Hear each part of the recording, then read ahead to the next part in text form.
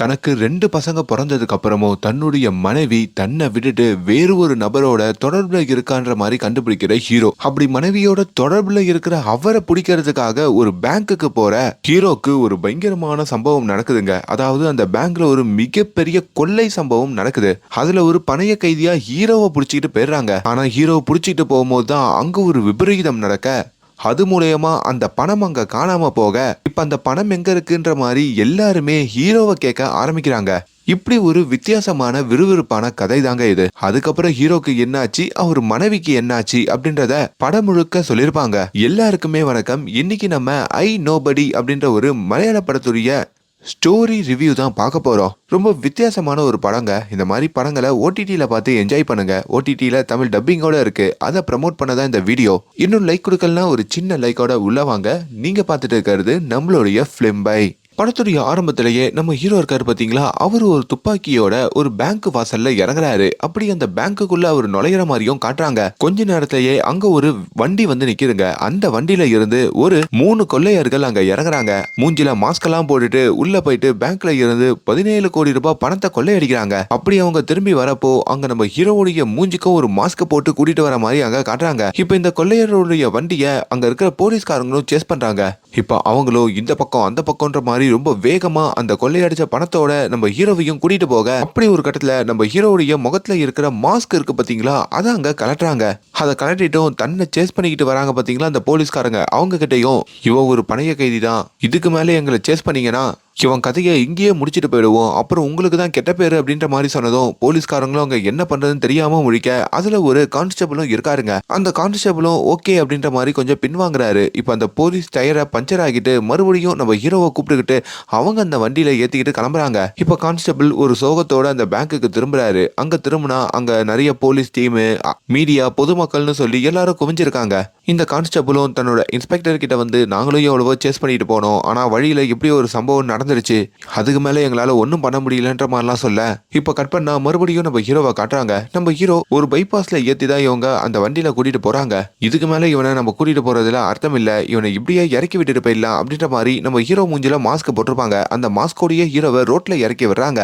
அப்படி நடு ரோட்டுக்கு நம்ம ஹீரோவை கூட்டிட்டு வந்து அந்த கொள்ளையர்கள்ல ஒருத்தனும் நடு ரோட்ல நம்ம ஹீரோவை இறக்கி விடுறாங்க. இப்பயே உன் மேல வந்து எதனா வண்டி அடிக்கும், அப்படியே போய் சேருன்ற மாதிரி சொல்லிட்டு அங்க இருந்து கிளம்பலான்னு பாக்குறதுக்குள்ள ஹீரோ அவனை கெட்டியமா பிடிச்சிக்கிறாரு. அப்படியே அவனோட சண்டை போடவும் ஆரம்பிக்கிறாரு. ஏண்டா என்னுடைய சண்டை போடுறன்னு சொல்லி நம்ம ஹீரோவுடைய போட்டு செம்ம அடி அடிச்சுட்டு இப்ப அந்த 3 பேருமே வண்டி எடுத்துக்கிட்டும் வேகமா கிளம்ப. அப்படி கிளம்பி ரோட்ல போயிட்டு இருக்கும் போது தான் ஒரு விஷயத்த அந்த 3 பேர்ல ஒருத்தன் கவனிக்கிறான். அதாவது அந்த 3 பேர்ல ஒருத்தன் இந்த கேண்டரிங்ல வேலை பார்ப்பான் போல. அதனால அவங்க கிட்ட ஒரு பேட்ச் இருக்கோங்க. அந்த பேட்ச் மிஸ் ஆயிடுச்சு அப்படின்ற மாதிரி சொல்ல, அப்பதான் ஹீரோவோட சண்டை போடும் போதோ நம்ம ஹீரோ தான் அந்த பேட்சை வாங்கி வச்சிருக்காரு அப்படின்ற மாதிரியும் தெரிய வருதுங்க. ஆத்தி, அந்த பேட்ச் மட்டும் அவங்க கிட்ட இருந்ததுன்னா நம்ம தான் கொள்ளையடிச்சோன்ற மாதிரி அவன் கண்டுபிடிச்சிருவானேன்னு சொல்லி அவங்க உடனே அந்த வண்டியை திருப்பிக்கிட்டு இப்போ ஹீரோ நோக்கியும் போயிட்டு இருக்காங்க. அப்படி ஹீரோவை நடு ரோட்ல தானே விட்டுருப்பாங்க. அப்படி அந்த நடு ரோட்லயே ஹீரோவை கார்ல அடிச்சு தூக்கலான்ற மாதிரி அந்த காரை வேகமா ஓட்டிட்டு வர, அப்போ திடீர்னு அங்க ஒரு லாரி வந்துடுதுங்க. இப்ப அந்த லாரியில இடிக்க கூடாதுன்னு சொல்லி காரை லெஃப்ட்ல திரும்ப, அப்படி அந்த கார் அங்க அப்படியே பாஞ்சு போய் கீழே விழுந்து நொறுங்கி போகுது. இந்த சம்பவ இடத்துலயே இந்த பணத்தை கொள்ளையடிச்சு அந்த 3 பேருமே போய் சேர்றானுங்க. கொஞ்ச நேரத்துல அங்க போலீஸ்காரங்களாம் வந்து இப்ப நம்ம ஹீரோவை அந்த இடத்துல இருந்து காப்பாத்தி ஹாஸ்பிட்டலுக்கும் கூட்டிட்டு வராங்க. இப்ப நம்ம ஹீரோ ஹாஸ்பிட்டல்ல சில காயங்களோட இருக்க, அப்பதான் அவரை பாக்குறதுக்கு அந்த கான்ஸ்டபிள் மற்ற போலீஸ்காரங்களாம் வராங்க. அப்படி அந்த கான்ஸ்டபிள் கிட்டையும் இவர் ஒரு பேட்ச் கொண்டு வந்திருப்பாரு பாத்தீங்களா, அந்த பேட்சை எடுத்து நம்ம ஹீரோ போட, இதுல இருக்கிற நபர் தான் கொள்ளையர்கள்ல ஒருத்தன் அப்படின்ற மாதிரியா ஒரு க்ளூவை கொடுக்குறாரு. இதை பாக்குற கான்ஸ்டபிளுக்கு ஒரு மாதிரி பீதி ஆயிடுதுங்க. அப்பதான் அவர் தனியா வந்து யாரு கூடயோ போன்ல பேசிக்கிட்டு இருக்க, கொஞ்ச நேரத்துல இந்த கொள்ளையர்கள் 3 பேர் இருக்காங்க பாத்தீங்களா, அவங்களோட பாடியையும் அந்த ஹாஸ்பிட்டலுக்கு தூக்கிட்டு வராங்க. கான்ஸ்டபிளுக்கு ஒரு மாதிரி இன்னும் பயம் வந்துருது. அவங்களும் இந்த கொள்ளையர்கள்ல இருக்கிற ஒருத்தருடைய பாக்கெட்ல இருந்து சில தடயத்தை எடுத்து மறைக்கிறாரு. அப்பதான் இந்த கொள்ளை சம்பவத்துல இந்த கான்ஸ்டபிளுக்கும் ஒரு தொடர்பு இருக்கு அப்படின்ற மாதிரி அங்க தெரிய வருது. இப்ப அங்க ஒரு இன்ஸ்பெக்டரை காமிக்கிறாங்க. அந்த இன்ஸ்பெக்டர் இருக்காரு பாத்தீங்களா, அவரு நம்ம ஹீரோ கிட்ட வந்து இந்த கொள்ளை சம்பவம் விஷயமா விசாரிக்கணும்னு நினைக்கிறாரு. ஏன்னா என்னதான் இப்ப அந்த 3 பேரோட வண்டியில அந்த 3 பேரோடைய பிணம் கிடைச்சிருந்தாலும் அந்த வண்டியில அவங்க கொள்ளையடிச்ச 17 கோடி ரூபாய் பணத்தை காணுமா, அதை எங்கேயும் அவனுங்க 3 பேர் பதுக்கி வச்சுட்டு தான் அதுக்கப்புறம் இப்படி ஒரு விபத்துல சந்திச்சிருக்காங்க போல. ஹீரோ கிட்டயே அது தொடர்பா கேட்க, என் மூஞ்சி மூடி இருந்தது, எனக்கு தெரியலன்ற மாதிரிலாம் சொல்றாரு. கொஞ்ச நேரத்துல நம்ம ஹீரோவோட மனைவி ஹீரோயின் அங்க வராங்க. அவங்களும் நம்ம ஹீரோவை அந்த கோலத்துல பாக்குறாங்க. சரி ஓகே வீட்டுக்கு போலாம் அப்படின்ற மாதிரியும் சொல்றாங்க. இன்னொரு பக்கம் இந்த பிரஸ் மீடியாலாம் வர அவங்க கிட்டயும் இந்த இன்ஸ்பெக்டர் வந்து நடந்த சம்பவத்தை பத்தி சொல்றாரு. அந்த பேங்க்ல கொள்ளையடிச்ச 3 பேருமே இப்ப பிணமா கிடைச்சிருக்காங்க. இதுல வேற யாருக்குன்னா லிங்க் இருக்கா இல்லையா அப்படின்றது விசாரணை மூலயமா தெரிய வரும். அவங்க பணைய கைதியா பிடிச்சிட்டு போன நபரை நாங்க பத்திரமா மீட்டுட்டோம். இப்ப அவரு டிஸ்சார்ஜ் ஆகி வீட்டுக்கும் கிளம்பிட்டாரு. பேங்க்ல கொள்ளையடிச்ச பணம் இன்னும் கிடைக்கல, அதையும் நாங்க விசாரிச்சு எடுத்துடுவோம் அப்படின்ற மாதிரி சொல்ல இப்ப நம்ம ஹீரோயினோட அப்படியே அவரோட வீடு திரும்பிக்கிட்டு இருக்காரு. அப்படி அது எல்லாத்தையும் ஒரு ஓரத்துல இருந்து இந்த கான்ஸ்டபிளும் பாக்குறாருங்க. இப்ப ஹீரோயினும் ஹீரோ கிட்ட நீங்க எதுக்கு சம்பந்தம் இல்லாம அந்த பேங்க்குக்கு போனீங்க அப்படின்ற மாதிரி கேட்க, நான் சும்மா தான் அந்த பேங்க்குக்கு போனேன். ஆனா அங்க திடீர்னு ஒரு ராபரி நடந்தது. எதனா ஹெல்ப் பண்ணி அங்க இருக்கிறவங்களை காப்பாத்தலான்னு பார்க்கும்போது தான் என்ன அவங்க பணைய கைதியா பிடிச்சிட்டு போயிட்டாங்கன்ற மாதிரிலாம் தான் மனைவி கிட்ட சொல்றாரு. இங்க அந்த கான்ஸ்டபிள் அவரோட வீட்டுக்கு வராருங்க. அவங்க மனைவியும் கொஞ்சம் நக்கலா தான் இந்த கான்ஸ்டபிள் கிட்ட பேசுவாங்க போல. ஏன்னா அவங்க மனைவியோடைய அண்ணன் ரொம்ப பணக்காரனா இருப்பான். ஆனா இந்த கான்ஸ்டபிளை திருமணம் பண்ணி வந்ததுல இருந்து ஒரு சின்ன வீட்டுல தான் வச்சு பார்த்துப்பாரு. அதனாலேயே அப்பப்போ சண்டைங்க. இன்னொரு பக்கம் ஹீரோ இருக்காரு பாத்தீங்களா, அவரோட வீட்டுல இருக்க அவருக்கு 2 பொண்ணுங்க. அதுல ஒரு பொண்ணு மட்டும் ரொம்ப பாசமா நம்ம ஹீரோவோட பழகுவாங்க. ஆனா இன்னொரு பொண்ணு அம்மா பேச்சை தான் கேட்பாங்க. ஹீரோ குளிச்சு முடிச்சுட்டு அப்படியே வெளியே வராரு. ஹீரோவோட மனைவி நம்ம ஹீரோயின் ஒரு ரூம்லயும் பசங்க ஒரு ரூம்லயும் தூங்குவாங்க. ஹீரோ வெளியில ஹால்ல தான் எப்பவுமே தூங்குவாரு. ஹீரோ குட்டி பொண்ணு இருக்காங்க பாத்தீங்களா, அவங்க மட்டும் என் பொம்மையை மறந்து வச்சுட்டேன், நான் வெளியே போயிட்டு வந்துடுறேன் அப்படின்னு சொல்லிட்டு இப்ப வெளியே வந்து அப்பாவோடையும் பேசுறாருங்க. அப்பா எங்க போனீங்க, எதுக்கு உடம்புல அடிபட்டுலாம் இருக்கு, எனக்கு ஒரு கதை சொல்லுங்க, அப்பதான் தூங்குவேன் அப்படின்ற மாதிரி சொல்ல, நான் ஒரு முயலுடைய கதையை சொல்றேன். அந்த முயல் ரொம்ப வேகமா ஓடக்கூடிய முயல். அந்த முயலுக்கு ஒரு கணவர் இருந்தா அது ஒரு பெண் முயல். ஒரு நாள் அந்த முயலுக்கு ஆமையோட ஒரு தொடர்பு இருக்குன்ற மாதிரி அந்த கணவர் முயல் கண்டுபிடிச்சது. அப்படி அந்த தொடர்புல இருக்கிற ஆமை ஒரு பேங்க்ல மேனேஜரா வேலை பார்க்கறான் அப்படின்ற மாதிரியும் அந்த ஆண் முயலுக்கு தெரிய வந்தது. அதுக்காக தான் மனைவியோட நீ எப்படிடா தொடர்புல இருக்கலாம்னு சொல்லி அந்த ஆமையை பிடிக்கிறதுக்காக அந்த பேங்க்குக்கு அந்த ஆண்முயல் போச்சு. ஆனா திடீர்னு அங்க சில கொள்ளைக்காரங்க வந்தாங்க. அந்த கொள்ளைக்காரங்க கிட்ட பேங்க்ல இருக்கவங்க எல்லாருமே மாட்டிக்கிட்டாங்க. அதுல அந்த ஆண்முயலும் மாட்டிக்கிச்சு. அப்பதான் அந்த இடத்துல இருக்கிற ஒரு பாட்டியம்மா இவங்க எல்லாரையும் காப்பாத்துறதா சொல்லி அங்க ஒரு போன் எடுத்து போலீஸுக்கு கால் பண்ணிட்டு கொள்ளைக்காரங்க பார்த்ததும் ஆண்முயல் கிட்ட தூக்கி போட்டுருச்சு. இதை அங்க கொள்ளைக்காரங்க தப்பா நினைச்சுக்கிட்டு அந்த ஆண்மையில புடிச்சிட்டு போயிட்டு பணைய கைதியா வச்சுக்கிட்டாங்க அப்படின்ற மாதிரி தன்னோட கதையையே அங்க வேற ஒரு கதை மாதிரி தான் பொண்ணுகிட்ட சொல்றாரு. இதெல்லாம் கேட்கும் போதும் ஹீரோயினுக்குமே நம்மளோட கணவருக்கு அப்ப நமக்கு இருக்கிற அந்த தொடர்பு தெரிஞ்சிருச்சு போல அப்படின்ற மாதிரி சொல்லி கொஞ்சம் பயப்படவும் செய்யறாங்க. இப்ப பொண்ணு தூங்கினதுக்கு அப்புறம் நம்ம ஹீரோவுமே தான் மனைவியோட ரூமுக்கு வந்து பொண்ணு அப்படியே தூங்க போட, இன்னொரு பக்கம் ஹீரோயினும் அடுத்த நாள் முகமே இல்லாம தான் காலையில சமைச்சுக்கிட்டும் இருக்காங்க. இப்ப ஹீரோவும் வேக வேகமா அவரோட வேலைக்கு கிளம்பிக்கிட்டு இருக்க, அப்படி வெளியில யாரோ காலிங் பெல் சவுண்ட் கேக்குதுங்க. யாருன்னு திறந்து பார்த்தா அங்க சில போலீஸ்காரங்க வந்து நிக்கிறாங்க.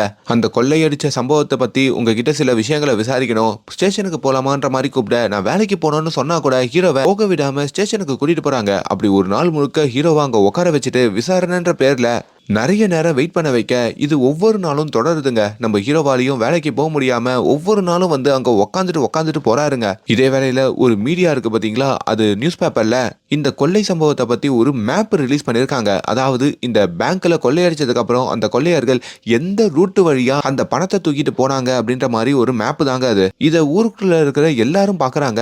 அதுல ஒருத்தவர் தான் வாட்ச்மேன். ஹீரோவுடைய அபார்ட்மெண்ட் உடைய வாட்ச்மேன் தாங்க இவரு. அவரும் தான் மனைவியோட பாக்குறாரு. இது தினமும் நான் வேலைக்கு போயிட்டு வர ரூட் ஆச்சே, அப்போ இந்த ரூட்ல தான் 17 கோடி ரூபாய் பணத்தை அவனுங்க தூக்கிட்டு போயிருக்கானுங்களா? அப்போ அந்த கார்ல இருந்து அந்த 17 கோடி ரூபாய் இல்லைன்னு சொல்லியிருக்காங்க. அப்போ இவனுக்கு போற வழியில அந்த 17 கோடியை எங்கேயோ தூக்கி போட்டுட்டு தான் போயிருக்கணும். அப்ப அந்த ரூட்ல போய் பார்த்தா நம்மளாலையும் அதை தெரிஞ்சுக்க முடியும்னு சொல்லி இப்ப அந்த வாட்ச்மேனும் அந்த ரூட் வழியா போய் ஒவ்வொரு குப்பை கடங்கு இது அதுன்னு சொல்லி எல்லாத்தையும் ஆராய்ந்து பாக்குறாரு. அப்பதான் ஊர்ல இருக்கிற பல பேர் அந்த ரூட்ல எதுனா பணம் கிடைக்குதா இது கிடைக்குதான்ற மாதிரி பல விஷயங்களை அங்க ஆராய்ச்சி பண்ணிட்டு இருக்கிற மாதிரி அங்க காமிக்க, அப்படி அந்த ஊரே அங்க அந்த 17 கோடிக்கு ஆசைப்பட்டு தேடிட்டு இருக்காங்க போல. இது எல்லாம் மீடியாலையும் தீயா பரவுதுங்க. இன்னொரு பக்கம் இந்த கான்ஸ்டபிள் இருக்காரு பாத்தீங்களா, அவருக்கும் இதெல்லாம் பார்க்கும் போதோ செம்ம எரிச்சல் ஆகுது. ஏன்னா அந்த கொள்ளையர்கள் 3 பேருடைய கூட்டாளி அவரு தானே. அப்படி இந்த கொள்ளையர்களோட இவரு பிளான் பண்ணும் போதோ கொள்ளையடிச்ச உடனேயே அந்த பணத்தெல்லாம் எடுத்துட்டு வந்து ஒரு ரூம்ல வைக்கிறது தான் இவங்களோட பிளானா இருக்கோங்க. இப்போ அவரும் அந்த ரூமுக்கு வந்து பார்க்கும் போதோ அங்கேயும் அந்த 3 கொள்ளையர்கள் அந்த பணத்தை வைக்கல. எங்க வச்சாங்கன்னு கேட்கலான்னு பார்த்தாலும் இந்த 3 பேர் இப்போ உசுரோட இல்ல.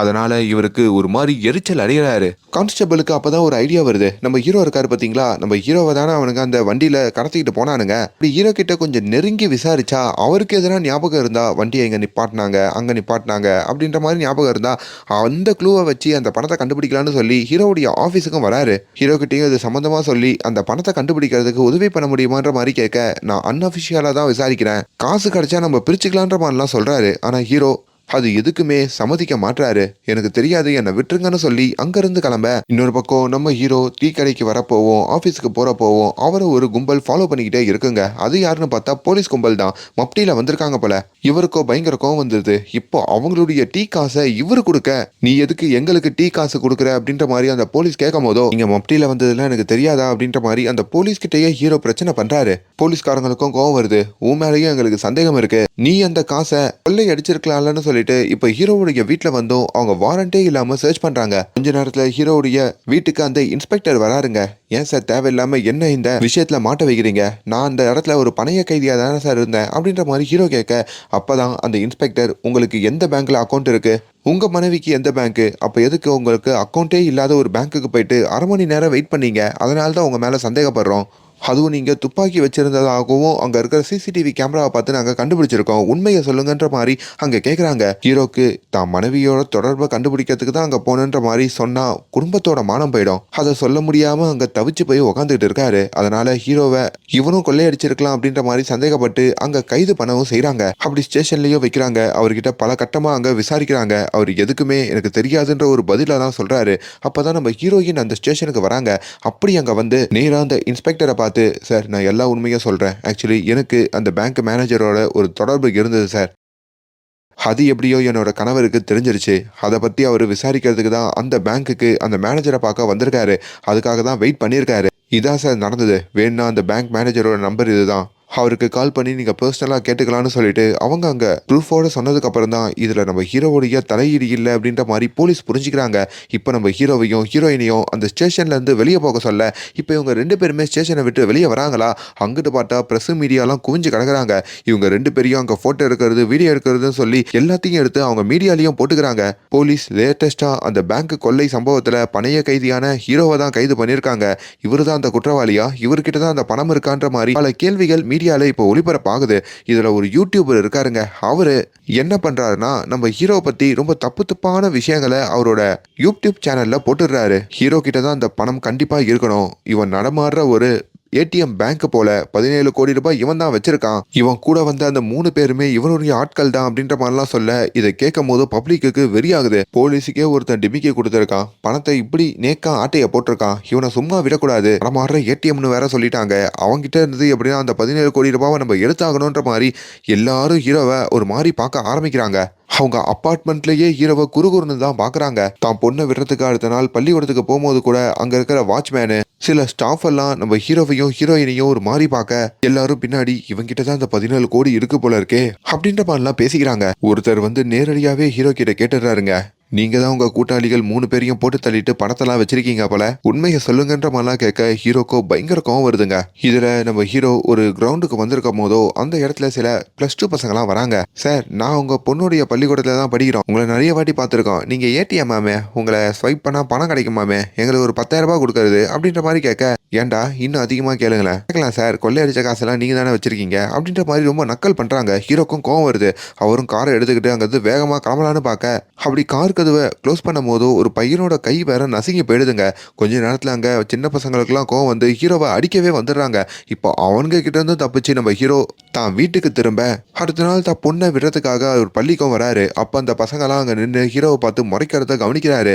இதனால நம்ம பொண்ணுக்கு எதனா ஆபத்து வந்துடுமோன்ற மாதிரி பயந்து இப்ப அந்த பசங்க கேட்ட 10,000 ரூபாவை ஏடிஎம்ல இருந்து ஹீரோ எடுத்து கொடுக்குறாருங்க. இந்த விஷயம் அந்த ஊர்ல இருக்கிற சில லோக்கல்ஸுக்கு தெரிய வருது. என்னடா +2 பசங்க மிரட்டினதுக்கு அவன் 10,000 ரூபாய் இறட்டு கொடுக்குறானா, அவங்ககிட்ட நிறைய பணம் இருக்கும் போலயே, நம்மளும் மிரட்டி இது மாதிரி காசு வாங்கலாம் போலயேன்ற மாதிரிலாம் நினைக்கிறாங்க. இங்க ஹீரோ கிட்ட பேசி அந்த கான்ஸ்டபிளும் ஒரு பிளானை போடுறாரு. சார், இந்த ஏடிஎம்ல இருந்து நீங்க ஒரு மாஸ்க் மாதிரி போட்டுக்கோங்க, அப்படி கண்ணை மூடிட்டு லெஃப்டா ரைட்டான்ற மாதிரி சொல்லுங்க, அந்த பணம் எங்க இருக்குன்னு இதை வச்சு கண்டுபிடிக்கலாம்னு சொல்லி இப்போ இவரும் ஹீரோவை கூட்டிட்டு போக, இப்போ ஹீரோவும் கண்ணை மூடிக்கிட்டு அன்னைக்கு போன மாதிரியே லெஃப்ட் ரைட்டுன்னு சொல்லி அந்த பணத்தை தேடி போயிட்டு இருக்காங்க.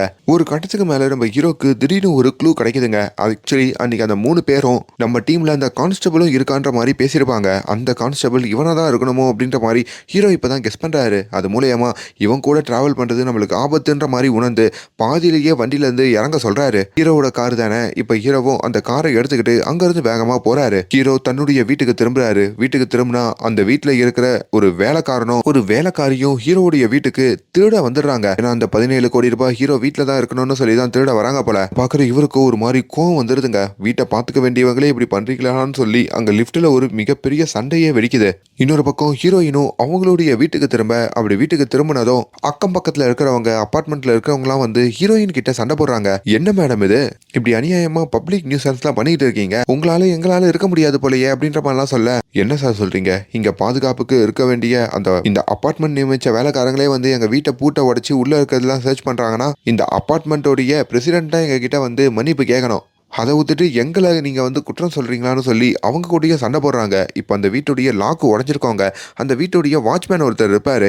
அவரை வச்சும் அந்த லாக்கை இவங்க சரி பண்ணிக்கிட்டு இருக்க இப்போ ஹீரோயினும் ஹீரோவை கூட்டு வந்து பயங்கரமா திட்டுறாங்க.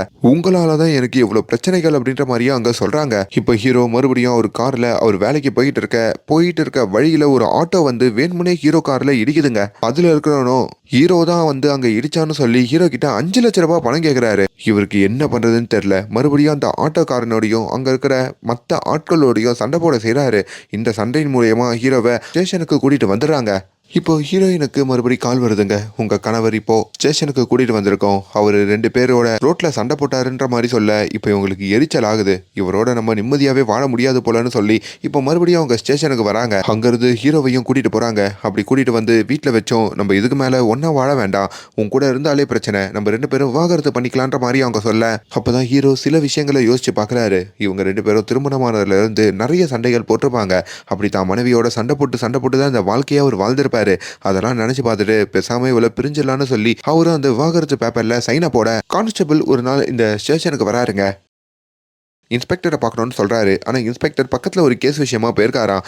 என்ன கேஸ்னு கேட்கும் போதோ ஊருக்குள்ளே ஒரு கோயில் இருக்குது பைபாஸ் பக்கத்தில், அந்த கோயிலோட உண்டியலை யாரோ உடச்சிருக்காங்கன்ற மாதிரி தான் ஒரு கேஸு. ஆனால் அது ஒரு சின்ன கோயிலுங்க, பெருசாக அந்த உண்டியலெல்லாம் பெருசாக காசு போட மாட்டாங்க. அதனால் போலீஸ்காரங்களும் அதை போய் கண்காணிச்சுட்டு ஒரு சின்ன எஃப்ஐஆர் மட்டும் ஃபைல் பண்ணிக்கிறாங்க. அந்த திருடனையும் தேடணும்னு நினைக்கிறாங்க.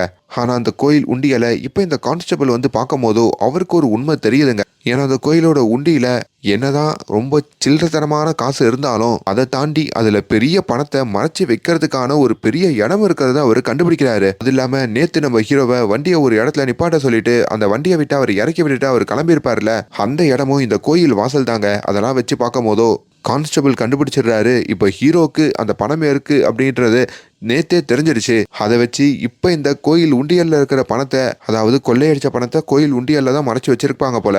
அந்த பணத்தை இவன் கண்டுபிடிச்சிட்டான். அப்படி ஹீரோ தான் அதை எடுத்துருக்கணுன்ற மாதிரியும் கன்ஃபார்ம் பண்றாரு. ஆனால் அதை உள்ளுக்குள்ளேயே வச்சுக்கிறாரு. ஹீரோயின் இருக்காங்க பாத்தீங்களா, அவங்க இப்போ அவங்களுடைய வீட்டுக்கு திரும்ப, அப்படி வீட்டுக்கு திரும்பினா ஹீரோயினுடைய குட்டி பொண்ணு இருக்காங்கல்ல, அவங்க நிறைய பணத்தெல்லாம் வச்சுக்கிட்டு அப்படியே ரூம் முழுக்க அதை சிந்தி விளையாடிட்டு இருக்காங்க.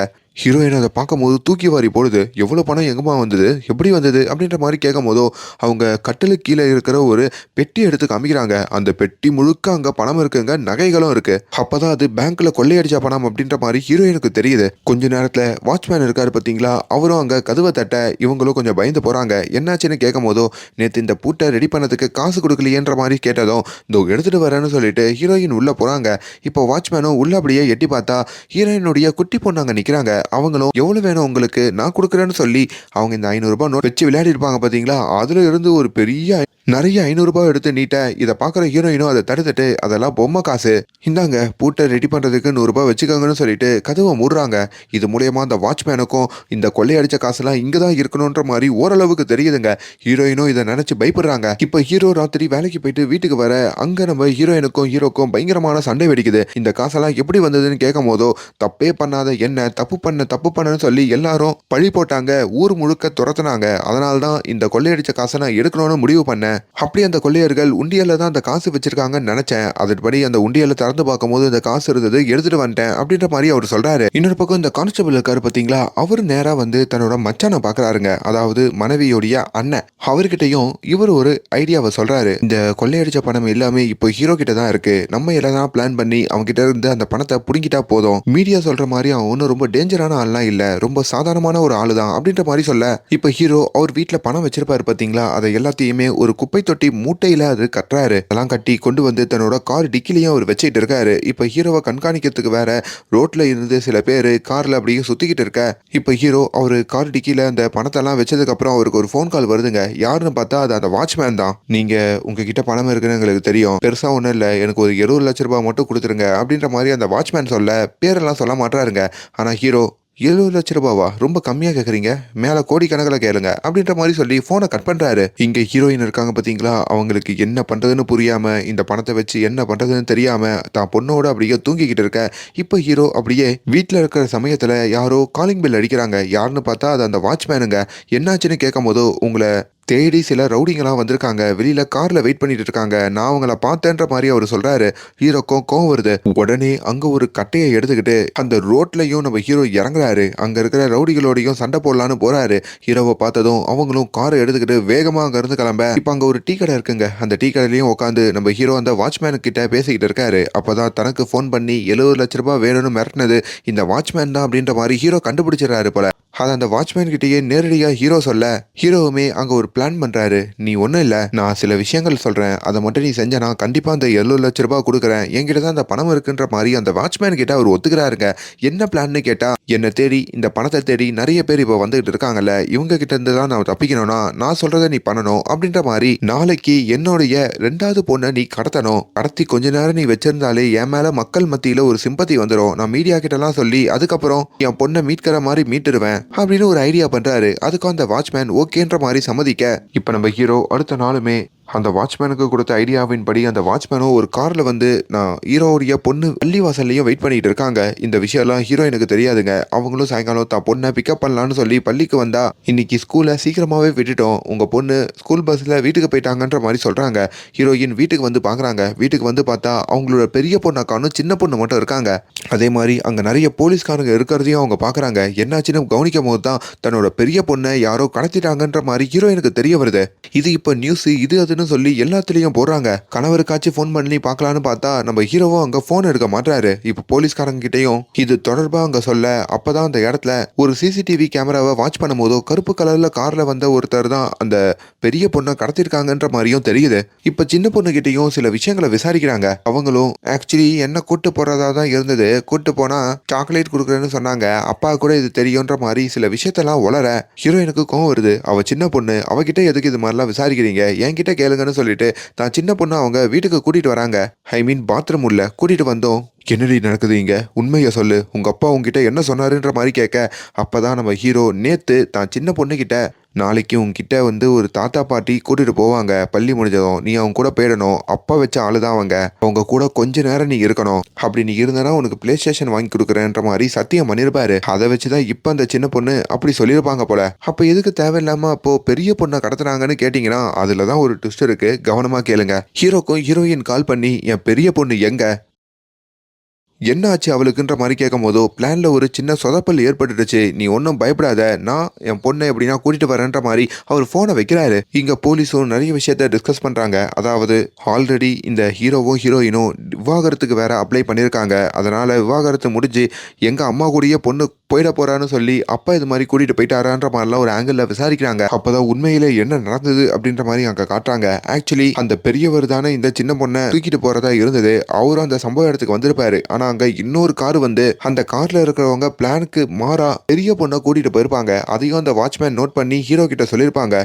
அது யாருன்னு பார்த்தா இந்த கான்ஸ்டபிள் இருக்காரு பாத்தீங்களா, அவரு மனைவியோடைய அண்ணன் ஒருத்தர் இருப்பாரு பாத்தீங்களா, அவர் கூட ஒரு பிளான் பண்ணியிருப்பாங்களே, அப்படி ஹீரோவுடைய பொண்ணை கடத்தி வச்சு அவன் வச்சிருக்கிற பணத்தை கேட்டால் அவன் கொடுத்துருவான்ற மாதிரி தான் இவங்க ஒரு பிளானை போட்டிருப்பாங்க. அதன்படி இப்போ ஹீரோவுடைய பெரிய பொண்ணை அவங்க தான் கடத்திருப்பாங்க. அதையும் அங்கே காட்ட இப்போ அந்த வில்லனும் ஹீரோக்கு கால் பண்ணி, உன் பொண்ணு என்கிட்ட தான் இருக்கா, ஒழுங்கு மரியாதையா ½ அந்த பணத்தை என்கிட்ட கொடுத்துரு, அப்படி இல்லைனா உன் பொண்ணு வரமாட்டா அப்படின்ற மாதிரி சொல்றாங்க. இப்போ ஹீரோவுடைய அபார்ட்மெண்ட்ல அந்த கார் டிக்கில தானே பணத்தை வச்சிருப்பாரு. அந்த விஷயத்த ஹீரோவும் அந்த வாட்ச்மேன் கிட்ட சொல்றாரு. ஏன்னா இப்போ அங்க நிறைய மீடியா போலீஸ்காரங்களாம் இருக்கிறதுனால ஹீரோ போனா மாட்டிப்பார்ல, அதனால வாட்ச்மேனை விட்டு அந்த பணத்தை எடுத்துட்டு வர சொல்றாரு. வாட்ச்மேனும் அந்த பணத்தை எடுத்துட்டு வர, அப்போ வர வழியில அந்த வாட்ச்மேனுடைய காரை யாரோ ஆட்டைய போட்டு அவங்க ஒரு பக்கம் கொண்டு போயிடுறாங்க. அந்த காரை கொண்டு போன நபர்கள் யாருன்னு பார்த்தாலும் அதுவும் அந்த கான்ஸ்டபிள் வச்ச ஆட்கள் தாங்க. இப்ப ஹீரோவும் போற வழியில போலீஸ் செக்கிங்ல வேற மாட்டிக்க அதுக்கு மேல அந்த காரையும் ஹீரோவால சேஸ் பண்ண முடியலங்க. போலீஸும் ஹீரோவை கைது பண்ணி ஸ்டேஷனுக்கு கூட்டு போயிடுறாங்க. இங்க ஹீரோயின் அவங்க வீட்டுல இருக்கும் போது மறுபடியும் அவங்களுக்கு ஒரு ஃபோன் கால் வருதுங்க. அதாவது அந்த வில்லன் இருக்காரு பாத்தீங்களா, அவரும் கால் பண்ணி உன் பொண்ணு உசுரோட வேணும்னா நாங்க கேட்டதை ஒழுங்கா கொடு அப்படின்ற மாதிரி சொல்றாரு. ஹீரோயின் ரொம்ப பதறி போறாங்க. இப்ப நம்ம ஹீரோயினை அந்த கான்ஸ்டபிள் இருக்காருல, அவரு தனியா கூட்டிட்டு போறாரு. ஆக்சுவலி இங்க நிறைய போலீஸ்காரங்க இருக்காங்க. ஆனா நீங்க உங்க பொண்ணை உசுரோட திரும்ப பெறணும்னா உங்ககிட்ட பேசின அந்த வில்லன் கேட்ட மாதிரியே அந்த காசை அவங்ககிட்ட கொடுக்கணும். அதுக்கு நான் உதவி பண்ணுறேன். அந்த காசை இந்த வீட்டில் நீங்கள் எங்கே வச்சுருக்கீங்க என்கிட்ட சொல்லுங்கள். போலீஸுக்கெல்லாம் வெளியே தெரியாமையே இதை பண்ணிக்கலான்ற மாதிரி சொல்ல ஹீரோயினுக்கு அங்கே இந்த கான்ஸ்டபிள் மேலே ஒரு சின்ன சந்தேகம் வருதுங்க. இப்போ அவங்களும் நேராக வெளியே வராங்க. மீடியா கிட்டேயும் வந்து என் பொண்ணை கடத்தி வச்சிருக்கவங்க கிட்ட நான் பேச விரும்புகிறேன். அவன் கேட்டபடியே அதை கொடுக்க நான் சம்மதிக்கிறேன். தயவு செஞ்சு என் பொண்ணை எப்படின்னா காப்பாத்துங்கன்ற மாதிரியும் அழுகுறாங்க. இப்போ அங்கே இருக்கிற எல்லாருக்கும் பெரிய விவாதமாக மாறுதுங்க. அது என்ன, அவன் கேட்டதை கொடுக்கறதுக்குன்னு இவங்க சம்மதிக்கிறாங்க. அப்படி என்ன கொடுப்பாங்கன்ற மாதிரி கேட்க இப்போ மறுபடியும் அந்த யூடியூபர் இருக்காரு பார்த்தீங்களா, அவர் ஒரு வீடியோ போடுறாருங்க. இங்க நம்ம ஹீரோ இருக்காரு பார்த்தீங்களா, அவரை ஸ்டேஷனுக்கு கூட்டு போய் வச்சிருக்காங்களா. அந்த ஸ்டேஷன்ல இருந்து எப்படின்னா தப்பிக்கணும், அப்பதான் தான் பொண்ணை காப்பாற்ற முடியும், அந்த பணத்தையும் மீட்க முடியும்ன்ற மாதிரி ஹீரோக்கு தெரியுது. ஸ்டேஷன்ல இருக்கிற போலீஸ்காரங்களாம் அடிச்சு போட்டுட்டு அவரும் அந்த ஸ்டேஷன்ல இருந்து தப்பிக்க இப்போ அந்த யூடியூபர் இருக்காருல, அவரு என்ன யூடியூப்ல சொல்லியிருப்பாருன்னா, நம்ம ஹீரோ நடமாடுற ஏடிஎம்னு நான் முன்னாடி சொன்னேன். இப்போ அது கன்ஃபார்ம் ஆயிடுச்சு. ஏன்னா ஹீரோவுடைய பொண்ணை கடத்தி வச்சிருக்கிறவர்கிட்ட அவங்க மனைவி நீங்க என்ன கேட்டீங்களோ அதை கொடுக்குறேன்ற மாதிரி பப்ளிக்காவே சொல்லியிருக்காங்க. அதை வச்சு அவன் ஒரு 17 கோடி ரூபாய் ஆட்டையை போட்டான்ற மாதிரி தெரிஞ்சிருக்கு. அதை தான் அந்த சைக்கோ கேட்டிருக்கானு புரிஞ்சிருக்கு. இப்போ ஹீரோவை சேஸ் பண்ணீங்கன்னா உங்களுக்கு அந்த 17 கோடி ரூபாய் கிடைக்கும், யார் வேணா அதை எடுத்துக்கலாம்னு சொன்னதும் இப்போ பப்ளிக்லாம் ஹீரோவை எல்லாருமே துரத்த ஆரம்பிக்கிறாங்க. ஹீரோவும் பப்ளிக் கிட்ட இருந்து இங்க அங்கன்னு சொல்லி எல்லா இடத்துலையும் தப்பிச்சு ஓடுறாருங்க. ஹீரோயின் கிட்டையும் அந்த இன்ஸ்பெக்டர் வந்து இப்போவாச்சும் பதில சொல்லுங்க, அந்த பணத்தை நீங்க தான் கொள்ளையடிச்சிங்களா, உங்க கணவர் தான் வச்சிருந்தாரான்னு கேட்க, நீங்க கேட்கறதுக்கு எதுக்கும் என்கிட்ட பதில் இல்லை, எனக்கு என் பொண்ணு மட்டும் தான் தேவை, அவளை எப்படின்னா கண்டுபிடிங்க, என் பொண்ணை கண்டுபிடிக்கிறத விட்டுட்டு என் ஹஸ்பண்டை எதுக்கு துரத்திக்கிட்டு இருக்கீங்கன்ற மாதிரி அங்க அவங்களும் கேட்குறாங்க. இங்க கார் டிக்கில இருக்கிற அந்த பணத்தை எல்லாத்தையுமே இப்போ இந்த கான்ஸ்டபிளுடைய மச்சான் கண்டுபிடிக்கிறாருங்க. அவரும் இப்போ அந்த பணத்தை எல்லாம் கான்ஸ்டபிளுக்கே தெரியாம அவர் வீட்லயும் மறைச்சு வச்சுக்கிறாரு. இங்க நம்ம ஹீரோவை எல்லா இடத்துலயும் துரத்துறாங்களா, அதுவும் ஹெலிகிராம்லாம் வச்சு வேற நோட் பண்றாங்க. இவங்க கிட்ட இருந்து தப்பிச்சு ஒரு பஸ்ல ஏறினா அங்கிட்டு வேற ஒரு கும்பல் வந்து அந்த 17 கோடி ரூபாய் எங்கன்ற மாதிரி இவர் கூட சண்டை போட இங்க ஹீரோயினும் பொறுத்து பாக்குறாங்க. பொண்ணை போலீஸ்காரங்க கண்டுபிடிக்கிற மாதிரி தெரியல. இதுக்கு மேல போலீஸையும் நம்ம நம்ப கூடாதுன்னு சொல்லிட்டு நேரா வீதிக்கு இறங்குறாங்க. வீதியில ஒவ்வொரு காரையும் நிப்பாட்டி தான் பொண்ணுடைய போட்டோவை காமிச்சு இந்த பொண்ணு எங்கன்னா பாத்தீங்களான்ற மாதிரி அங்க எல்லாருக்கிட்டையும் கேட்க ஆரம்பிக்க இதை எல்லாத்தையும் பிரஸ்காரங்களும் வந்து நோட் பண்றாங்க. நம்ம ஊர் போலீஸ்காரங்க என்ன தூங்கிக்கிட்டு இருக்காங்களா, இங்க ஒரு தாய் பொண்ணை தேடி அலையறா, ஆனா அதை பத்தி போலீஸ்காரங்க கண்டுபிடிக்காம இன்னமும் பணத்தை தேடிக்கிட்டு இருக்காங்க. இதுதான் ஒரு தாய்க்கு நீங்க கொடுக்குற நீதியான்ற மாதிரி ஹீரோயின் மேல சிம்பத்தி உருவாகுது. அதே வேளையில ஹீரோ இருக்காரு பாத்தீங்களா, அவரு இப்போ அங்க இருக்கிற எல்லாரோடையும் சண்டை போட்டுட்டு நேரா ஒரு பேங்க்குக்கு வந்து உட்கார்றாருங்க. அந்த பேங்க் என்னன்னா அந்த ஓப்பனிங்னா அந்த கொள்ளையர்கள் கொள்ளையடிச்சிருப்பாங்க பாத்தீங்களா, அந்த பேங்க் தாங்க. அங்க ஏன் வந்து உட்காந்துருக்காருன்னு பாத்தீங்கன்னா, போலீஸ்காரங்க நம்ம ஹீரோவை சந்தேகப்பட்டு சேஸ் பண்றாங்கல்ல, அதனால இப்போ நம்ம ஹீரோ தான் பொண்ணை மீட்கிறதுக்காக, அதாவது அந்த வில்லன் டிமாண்ட் பண்ணால அந்த கேஷை வாங்கறதுக்காக பேங்க்குக்கு வந்திருக்கிறதாகவும், இப்படி தங்களோட குழந்தைய மீட்கிறதுக்கு ஒரு அப்பா அம்மா 2 பேருமே அங்க துடிச்சுக்கிட்டு இருக்காங்க.